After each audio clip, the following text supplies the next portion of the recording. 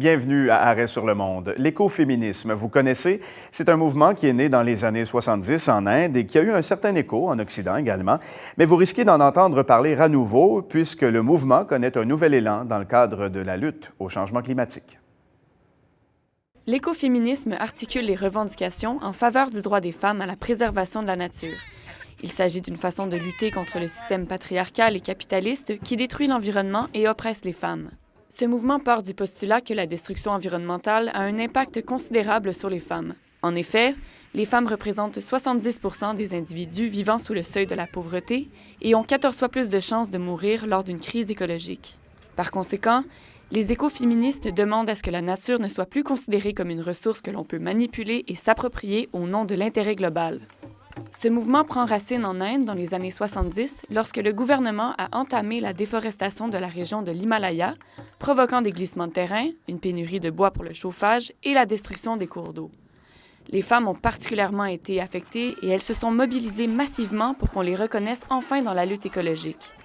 En Occident, c'est dans les années 80 que le mouvement écoféministe fait son entrée, lorsque les femmes commencent à s'inquiéter du recours grandissant au nucléaire qui peut avoir des effets pervers sur leur santé.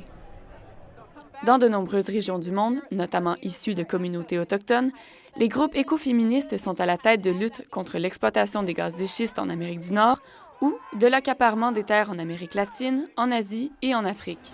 En 2015, la COP 21 à Paris a consacré une journée entière au thème « Genre et climat », en plus d'organiser un colloque sur les femmes et l'environnement. Notre invitée pour en parler est Karine Bates. Elle est professeure d'anthropologie et chercheuse au Cerium. Elle dirige le pôle de recherche sur l'Inde et l'Asie du Sud. Madame Bates, bonjour. Bonjour. Merci d'être avec nous. D'abord, commençons par expliquer la raison d'être de l'écoféminisme. Ça part du postulat que les femmes subissent davantage les impacts, les problèmes environnementaux, c'est ça? Oui, c'est bien ça. Alors, ce qu'on constate plus récemment, et c'est reconnu à la fois par le gouvernement indien, on a vu la capsule avant l'entrevue, mais aussi les organisations internationales confirment que les femmes sont beaucoup plus affectées. Pour quelles raisons, par exemple? Avez-vous des exemples? Bien, en fait, si on prend un autre aspect de l'écoféminisme, par exemple, c'est que on dit que tout ce qui est industrialisation, commercialisation, le mode de consommation dans lequel on vit plus récemment, est basé sur les mêmes modes de dominance que les modes de dominance que les hommes ont depuis plusieurs siècles dans les sociétés patrilinéaires, patrilocales, patriarcales, ont eu sur les femmes. Alors, c'est un peu ça a créé une division du travail qui fait en sorte que les femmes sont beaucoup plus proches, en fait, des tâches comme aller recueillir de l'eau pour toute la famille, recueillir du bois de chauffage, et des tâches, donc, qui ont rapport avec des produits de la nature essentiels à la survie. Donc, vous parlez du bois de chauffage. Un des exemples qui a mené à la naissance de ce mouvement-là en Inde dans les années 70, c'est la déforestation. Donc, comme c'est les femmes qui vont chercher le bois de chauffage, elles devaient aller le chercher plus loin à cause de la déforestation. C'est ça que vous voulez dire? Exactement. D'accord. Est-ce que dans les années 70, justement, en Inde, il y avait beaucoup de gens qui se préoccupaient de l'environnement ou si les mouvements écoféministes ont été parmi les premiers à tirer la sonnette d'alarme? Non. Bien, en fait, en Inde, la question de l'environnement a été présente depuis très longtemps. Comme beaucoup d'autres mouvements sociaux, on pense que la lutte contre toutes sortes d'inégalités en Inde est née relativement récemment. Mais vous savez, la préoccupation pour le maintien de la nature, les rébellions aussi, les révoltes contre des dirigeants qui abusent remontent se retrouve dans toute l'histoire de l'Inde. Et d'ailleurs, le mouvement Chipko, qui a été un des grands mouvements de l'écoféminisme en Inde, trouve son inspiration dans quelque chose qui s'était passé dans un autre État de l'Inde, une autre région de l'Inde, 300 ans plus tôt, où des femmes Bishnoi, de la communauté Bishnoi, on s'entend qu'il y a des dizaines de communautés en Inde, s'étaient attachées à des arbres, avaient pris les arbres dans leurs bras, et il y avait 300 femmes qui avaient été tuées. Et la raison, c'est qu'elles voulaient protéger ces arbres d'être détruits sous l'ordre d'un dirigeant dirigeants dominants qui voulaient détruire ces arbres-là pour toutes sortes de raisons. Alors, on parle du volet écologiste du mouvement d'écoféminisme, mais il y a évidemment aussi un volet féministe Oui. dans ce mouvement-là. Quel impact le mouvement a eu sur l'émancipation des femmes en Inde? Ça a été les exemples qui ont été présentés dans la capsule à partir des années 70. Ça a donné beaucoup d'énergie à tous les mouvements de femmes qui réclamaient des droits pour les femmes. Alors, on sait que selon les cultures, en Inde, il y en a qui vont se réclamer féministes, d'autres non.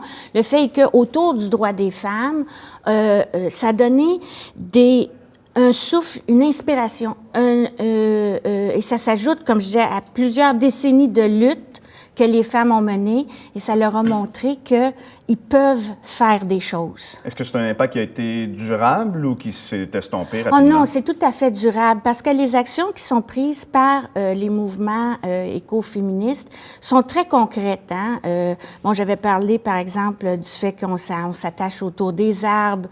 Quand il y a eu la construction d'un grand barrage, au début des années 90, ça a été un mouvement extrêmement important, où, entre autres, il y a une femme qui a fait une grève de la faim qui lui a pratiquement coûté la vie. Mais il y a des milliers de femmes et d'hommes qui ont voulu empêcher la construction du barrage et donc tout un problème d'écosystème qui changeait. Mais ça, c'est intéressant. Oui. Quelle est la place des hommes dans le mouvement écoféministe? Bien, en fait, souvent, ce qu'on remarque, c'est que quand il y a un mouvement écoféministe ou quand il y a un mouvement pour le droit des femmes lié à l'environnement, c'est que, d'abord, il y a des hommes qui sont tout à fait d'accord avec ce que les femmes entreprennent. Bon, ça, c'est vrai partout. Ils le voient, que ça a un impact sur non seulement sur les femmes, mais sur leurs enfants. Oui. Et là, bien, quand on est un homme, l'avenir de nos enfants, c'est aussi important que les femmes. Peut-être que tout le monde n'est pas d'accord là-dessus, mais je le dis de ce que j'ai vu en Inde. En tout cas, en Inde. Je pense que ça, oui. Alors donc, ce qui fait que si les hommes, donc, comprennent le principe, et là, s'il y a d'autres qui sont plus réticents, qui trouvent que c'est trop émancipateur pour les femmes, etc., bien, les hommes vont se parler entre eux. Mm-hmm. Les femmes vont parler aux hommes, mais à un moment donné aussi, des hommes vont dire non, c'est correct ce qu'ils font, puis il faut les appuyer. Donc, il y a une place pour les hommes dans ce mouvement-là. Ah, il faut, en fait, qu'il y en ait une. On dit que le mouvement connaît un nouvel élan de nos jours. Où et à quel sujet? Mais je pense que c'est plus d'abord en Inde, comme je vous dis, et en Asie, ça a eu beaucoup de rayonnement. Est-ce qu'il y en a en Occident Il y en aussi? a en Occident aussi. Je pense que ça l'a... On parlait des femmes autochtones, par exemple, dans la vidéo. Exactement. Là, ouais. Et ça donne... En fait, en Inde, ce qu'on trouve comme inspiration, comme je disais tout à l'heure, c'est vraiment les actions très concrètes. Vous savez, les femmes, mettent parfois leur vie radicalement en jeu. Mm-hmm. On n'est pas juste dans la discussion, là, il faut changer... Il y a de la désobéissance civile dans le mouvement écoféministe. De la désobéissance civile, c'est un mouvement généralement non violent. Il faut bien comprendre que la désobéissance civile peut être violente et non violente. Ça n'a pas toujours été... c'est pas toujours clair chez certains politiciens. Mais la désobéissance civile dans ce mouvement-là est non violente, mais peut amener, parce que la police intervient, l'armée peut intervenir, et il y a des conflits intracommunautaires aussi. Donc, c'est un exemple de qu'est-ce qu'on est prêt, nous, en Occident, à faire. C'est pas juste changer un peu son mode de vie. Mais est-ce que le nouvel élan de l'écoféminisme est lié uniquement à la question de la lutte au changement climatique? Non, mais c'est toute la question féministe en général. Parce que là, on a, à travers ce mouvement-là aussi, comme je disais au début, une réflexion sur les divisions du travail, le mode de domination, de consommation, de production. Et on a même un aspect du mouvement écoféministe qui est contre le capital et pour la revitalisation des terres communes. En fait, où toute une communauté aurait accès, justement, selon les besoins, mais justement pour avoir accès à des plantes, à des épices, à des herbes, à des jardins communautaires, à du petit bois de chauffage. Bon, enfin, là, je parle du bois de chauffage, on sait que c'est pas très écologique, mais en Inde, on fait ce qu'on peut. Mais vous donnez beaucoup d'exemples qui s'appliquent aux pays en développement, mais dans le monde occidental, dans les pays développés, il y a aussi des mouvements? Oui, il y a aussi des mouvements beaucoup influencés, comme on disait, par les Autochtones, qui nous rappellent, si on veut, qu'on est interdépendant. Donc, cette interdépendance avec la nature et le fait qu'il ne faut plus contrôler la nature comme quelque chose qu'on s'approprie. Et là, la réflexion, ça fait on ne s'approprie pas plus la nature qu'on peut s'approprier les femmes dans un système de domination qui met les femmes souvent, disons-le, en deuxième plan. Madame Bates, on va s'arrêter là-dessus. Merci d'avoir été avec nous sur ce plateau pour en parler. Karine Bates est anthropologue, professeure à l'Université de Montréal et chercheuse au Cérium. Elle dirige le pôle de recherche sur l'Inde et l'Asie du Sud. Merci.